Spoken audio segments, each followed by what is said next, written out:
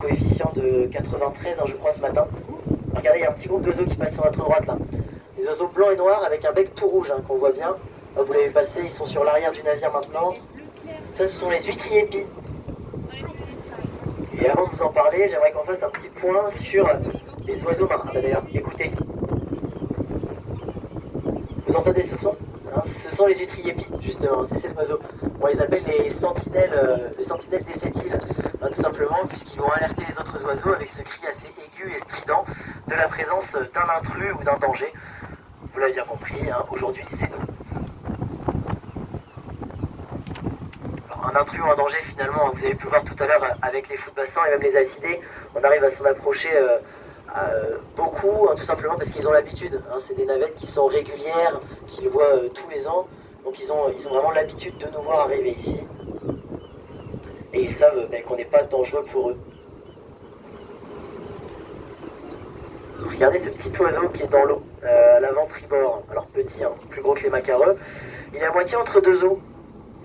Alors ça, pour comprendre, il faut que je vous parle d'abord des caractéristiques des oiseaux marins. On en a trois.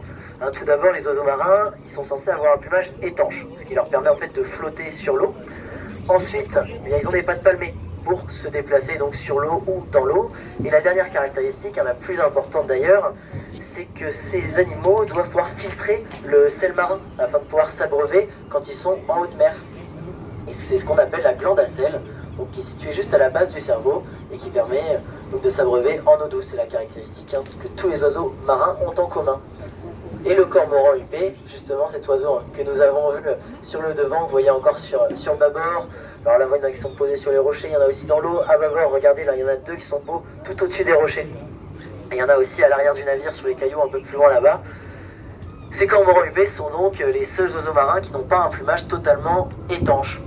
En fait, c'est leurs rémiges, donc les dernières plumes des ailes, qui vont se gorger d'eau lorsqu'ils vont aller pêcher.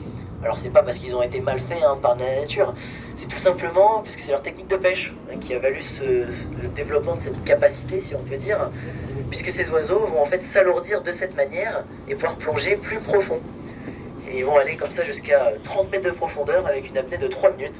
C'est des meilleurs plongeurs que la plupart d'entre nous, et pour aller chercher par exemple des maquereaux qui vont représenter la majeure partie de leur alimentation.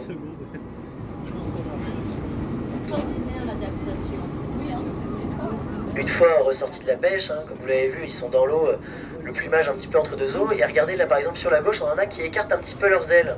Alors on a longtemps pensé que c'était pour les sécher. Finalement, c'est pas la seule utilité, puisque les plumes vont finalement sécher très vite, comme c'est juste le bout qui est mouillé. Mais c'est aussi pour faciliter la digestion. En fait, cette position leur permet de faire passer plus rapidement leur déjeuner.